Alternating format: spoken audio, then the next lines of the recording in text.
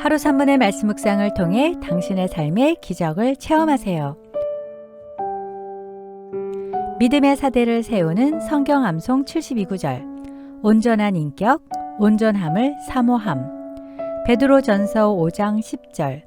모든 은혜의 하나님 곧 그리스도 안에서 너희를 부르사 자기의 영원한 영광에 들어가게 하시니가 잠깐 고난을 당한 너희를 친히 온전하게 하시며 굳건하게 하시며 강하게 하시며 털을 견고하게 하시리라.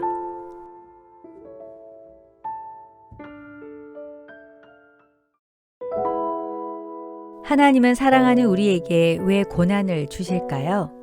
사람들은 하나님이 정말 살아계시고 전지전능하다면 도깨비 방망이처럼 바로 우리의 소원을 들어주시지 왜 고난을 당하게 하느냐고 말합니다.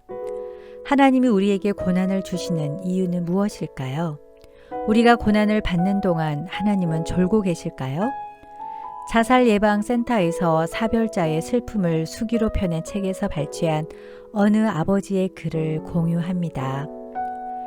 아들과 이별한 지 6년이 지났지만 남은 우리 가족은 시간이 멈춘 채 살고 있습니다.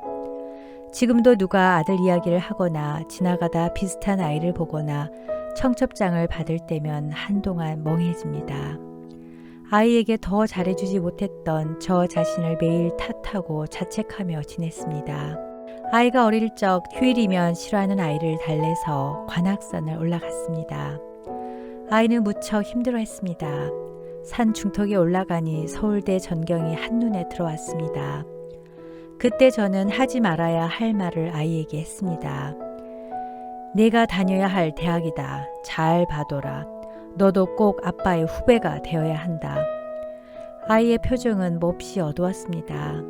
어리석게도 저는 그렇게 말하면 아이가 자극을 받아 나도 아빠처럼 꼭 서울대에 갈 테야 하고 결심할 줄 알았습니다. 지금 생각해보면 참 바보 같은 아버지였습니다.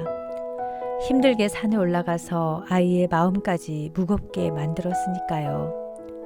아이를 잃고 나서 깨달았습니다. 그저 아들 존재 자체만으로 소중한 하나님의 선물이었다는 것을. 아이가 어릴 적 자동차 문에 손을 다쳐서 울고 있을 때도 아버지인 저는 얼마나 아프니 다독이며 달랬어야 했는데 사내 자식은 그깟 일로 울면 안 돼. 괜찮아. 시간이 지나면 안 아플 거야. 하고 말했습니다. 그것이 아이를 강인하게 키우는 방법이고 약한 아버지의 마음을 노출하면 안 된다고 생각했습니다. 타임머신을 타고 그때로 돌아간다면 많이 아프지 내 새끼 하면서 쓰다듬고 안아주고 싶지만 그놈의 타임머신은 왜 개발이 안 되는지요.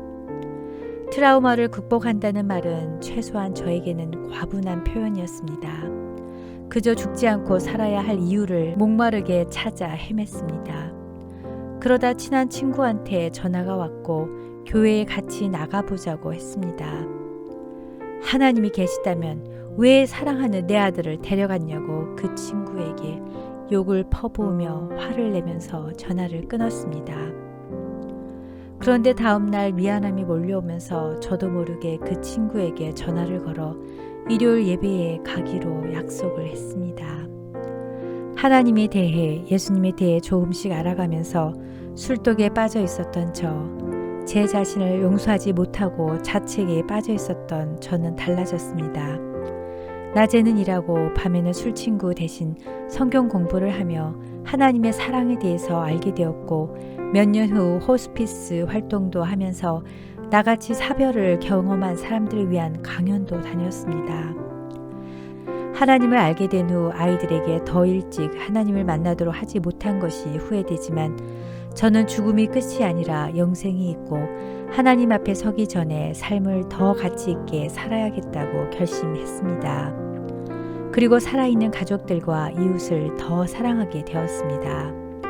저 자신을 정죄하며 용서하지 못했던 마음이 치유되었고 살아야 할 이유를 찾지 못한 저에게 살아야 할 이유를 찾아 주셨습니다.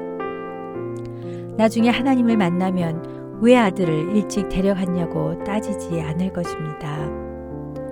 저를 변화시키시고 남아있는 것들을 소중하게 만들고 무엇이든 두렵지 않게 만든 것이 아들의 선물이자 하나님의 선물이라고 생각하기 때문입니다.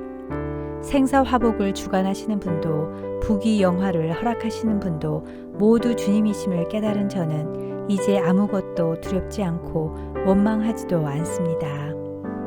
시편 119편 71절 고난 당하는 것이 내게 유익이라 이로 말미암아 내가 주의 율례들을 배우게 되었나이다. 성경은 고난 당하는 것이 유익이라고 말합니다. 그러나 누구도 고난 받는 것을 좋아하는 사람은 없을 것입니다. 고난은 우리에게 어떤 유익을 줄까요? 첫째, 고난은 우리의 믿음을 성장시켜 줍니다. 아프리카 어느 곳에는 묵직한 돌을 짊어지고 가야만 건널 수 있는 얕은 강이 있다고 합니다. 왜냐하면 이 강의 물결이 너무 세서 그냥 건너면 떠내려갈 수밖에 없기 때문입니다. 우리 삶도 너무 편하면 세상의 물결에 휩쓸려 파멸에 이르게 됩니다. 하나님 없이도 잘 먹고 잘 살기에 하나님을 의지하거나 기도하지도 않고 하나님을 경외하지도 않습니다. 그래서 하나님은 묵직한 돌을 짊어지는 것 같은 시련과 고통을 주십니다. 둘째, 고난은 인생을 아름답고 귀하게 해줍니다. 인공진주 양식을 할 때 부드러운 조갯살 속에 깔깔한 모래를 넣어 조개가 큰 고통을 느끼게 합니다. 그것을 이겨내고 귀한 생명의 즙을 내어 그 모래알을 싸고 또 싸면 그 모래알은 점점 크면서 굳어져서 마지막에는 아름다운 진주로 변합니다.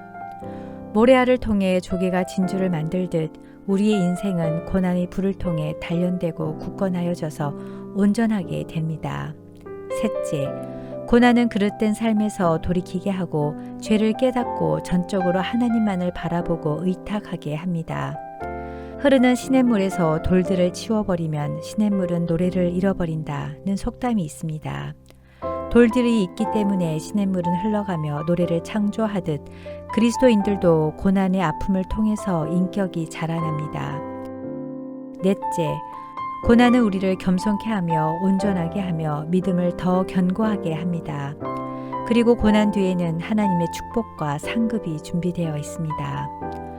코로나 팬데믹을 통하여 우리는 하나님이 선물로 주신 공기를 마스크 없이 내 입과 코로 마시는 것이 얼마나 큰 축복인지, 좋은 사람들을 언제든지 편하게 만나 먹고 마시고 대화를 나눈 것이 얼마나 감사한 일인지, 교회에 와서 예배를 드리고 교제를 나누는 것이 얼마나 감사한 일인지 깨닫게 됩니다. 코로나 바이러스 사태를 통해 하나님은 무엇을 말씀하고 계실까요? 하나님은 기적을 베푸시는 분이고 하나님은 길을 내시는 분이며 약속의 말씀을 반드시 지키시는 분입니다. 단지 내가 원하는 방법이나 길로 이루시는 것이 아니라 하나님이 원하시는 뜻대로 이루십니다. 로마서 8장 17절에서 18절 그리스도와 함께 영광받기 위하여 고난도 함께 받아야 될 것이니라. 생각하건대 현재의 고난은 장차 우리에게 나타날 영광과 비교할 수 없도다. 이렇게 하나님은 우리가 고난을 받고 고통을 당할 때 분명한 목적을 가지고 우리를 다듬고 계십니다.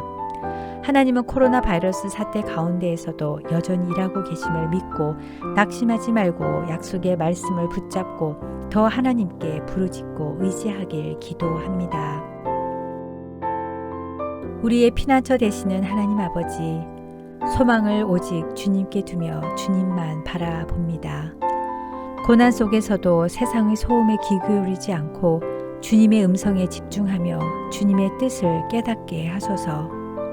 십자가의 고난을 묵상함으로 나에게 닥친 고난을 슬기롭게 극복하게 하시고 고난을 통해 나의 믿음이 더욱 성장하고 온전한 예수님의 참 제자로 거듭나게 하소서.